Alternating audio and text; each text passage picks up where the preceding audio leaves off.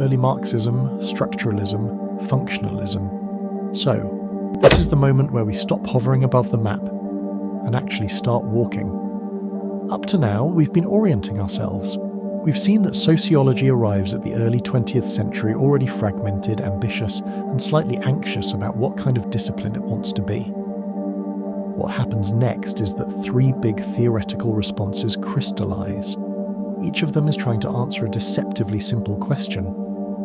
How is social order possible? And what explains stability, conflict, and change in modern societies? Those three responses are early Marxism, structuralism, and functionalism. Let's take them one at a time. You'll notice something immediately. These are not just theories. They're epistemologies, ways of seeing. They privilege different levels of analysis, different assumptions about human beings, and different ideas about what counts as an explanation. None of them is right in some absolute sense, but each of them becomes enormously influential both intellectually and politically. Let's start with early Marxism. Now, this is not Marx himself. We're moving from Marxian theory to Marxism as it develops in the late 19th and early 20th century, often under very intense political pressure. The context matters here. We're talking about imperialism, world war, revolutionary movements, mass political parties. The question is no longer just how does capitalism work, but how can it be challenged, resisted, or overturned? That's why concepts like imperialism and the Vanguard Party become central. Imperialism extends Marxian analysis beyond national economies. Capitalism doesn't just exploit workers at home, it expands outward.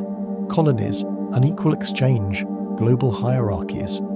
The Vanguard Party is the idea that the working class does not automatically develop revolutionary consciousness. It needs organisation, leadership, education, someone to articulate its historical role. Now, whether you find that idea empowering or troubling, and it can be both, it tells us something important about how early Marxists understood politics. This slide is absolutely crucial. Reification. This comes most famously from Georg Lukács, a key figure in Western Marxism. Reification means treating social relations as if they were things, fixed, natural, unchangeable. So instead of seeing markets, jobs, money, or even identities as historically produced social relations, we experience them as objective facts of life. Here's a quick example. Think about the phrase, "the economy demands sacrifices."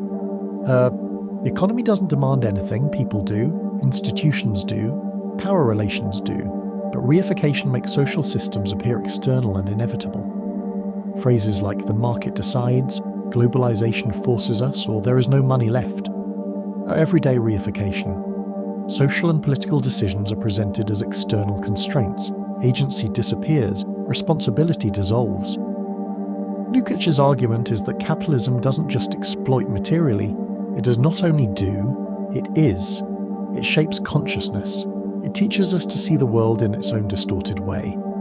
Lukács helps us see how power works best when it stops looking like a force and starts looking like a thing in itself. Not only as a wavelength, but as a particle, if you will.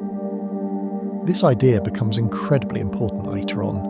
We'll see it echoing through critical theory, ideology critique, and even contemporary debates about neoliberalism. It famously echoes in the Frankfurt School, Marquis's one-dimensional man, and of course in Mark Fisher's capitalism realism, maybe even in Bourdieu or even Foucault. Adorno and Horkheimer take reification and shove it into culture. In Dialectic of Enlightenment, they argue that rationality itself becomes thing-like, instrumental, calculative, treating people, nature, and even reason as objects that can be managed and optimized. Culture becomes an industry, not an expression of human freedom. That is reification at the level of mass culture and everyday consciousness. Marquis's idea of one-dimensional thinking is a direct descendant. Social arrangements under advanced capitalism appear natural, necessary, and without alternatives. People stop imagining that society could be otherwise. Needs themselves become reified. We experience historically produced desires as if they were our own authentic wants. Bourdieu never uses the word reification much, but the logic is there. Social structures become embodied as habitus. Inequality has come to feel natural, normal, even deserved. People misrecognize power relations as common sense. What Lukács calls distorted consciousness, Bourdieu reframes as misrecognition operating through practice rather than ideology alone. But maybe the most explicit contemporary echo lies with Mark Fisher.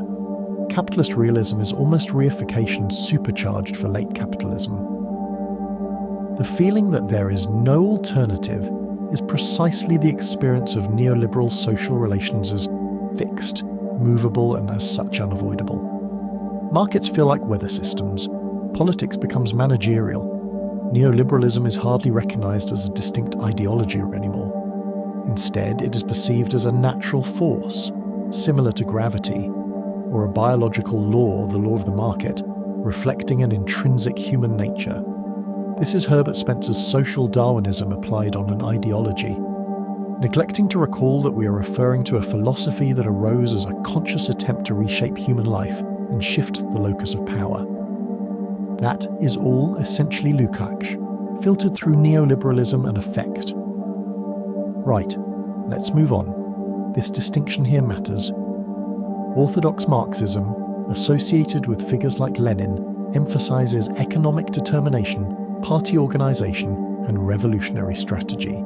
It's following the Marxian orthodoxy, from the base to the superstructure. Western Marxism, as we already saw, associated with Lukács and later thinkers, turns inward, towards culture, philosophy, consciousness, and everyday life. It starts from the superstructure and describes a reified base. Same roots, very different emphases. Already you can see a central tension emerging between structure and subjectivity, between economy and culture, between determinism and critique. Hold on to that tension, it will come back. Now we make a sharp turn. Structuralism is not primarily about capitalism or class struggle, it's about meaning. And it begins, somewhat unexpectedly, with linguistics. Ferdinand de Saussure. Saussure's key insight is deceptively simple. Words don't have meaning because they refer directly to things in the world. They have meaning because of their relations to other words. Language is a system. The word tree doesn't mean what it does because of the object. It means what it does because it's not bush, not grass, not flower. Meaning is relational. This is a huge shift. Instead of asking what something is, structuralism asks how it fits within a system of differences. Here, this is why these slides matter. The signifier, the sound or word, tree. The signified, the concept of tree. The sign, the relation between the two. And once you see that, it becomes obvious that meaning is not universal. Tree, arbor, baum, shoe. Different signifiers, similar concepts, structured differently. Language doesn't reflect reality, it organizes it. Once this idea escapes linguistics, it goes everywhere.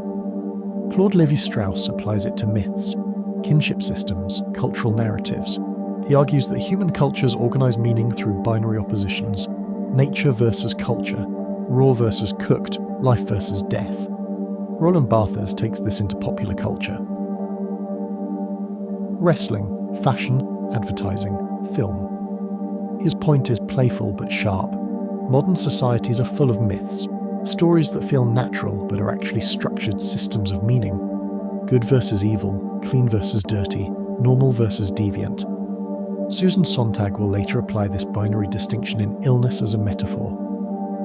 Structuralism teaches us to look beneath the surface, to ask not what does this mean, but what structure makes this meaning possible, powerful, but also limiting.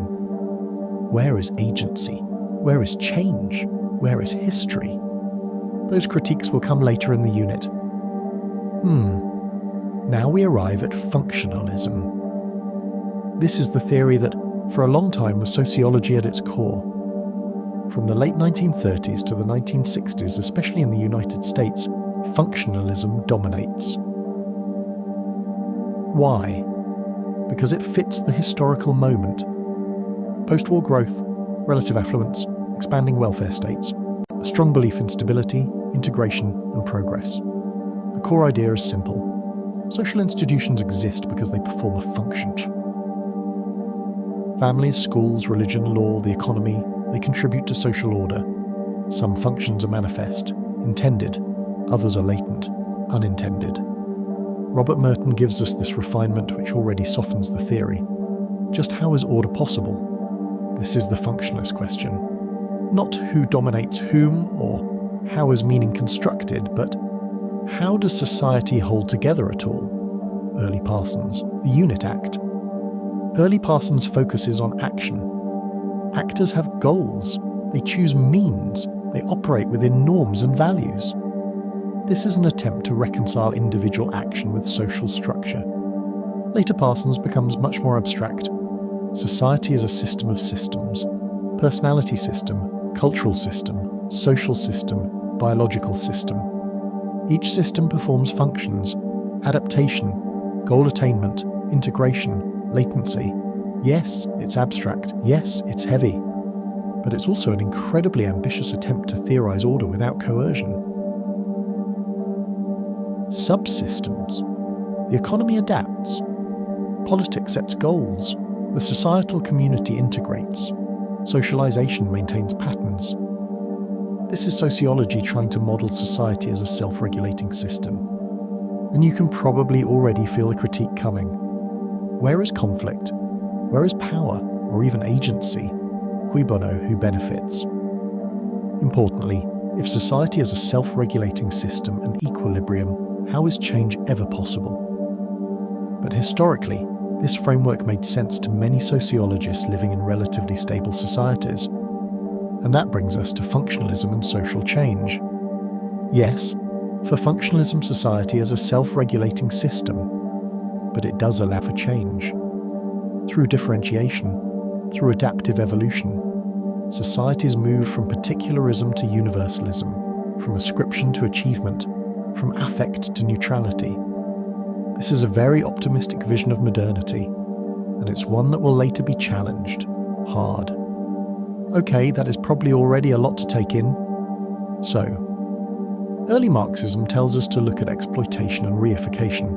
Structuralism tells us to look at systems of meaning. Language is such a system. Functionalism tells us to look at order and integration. 3 answers to the same problem. 3 different epistemologies, that is, ways of seeing society. None of them disappears. All of them leave deep traces. And from next week onward, we'll start pulling these apart critically, carefully, together.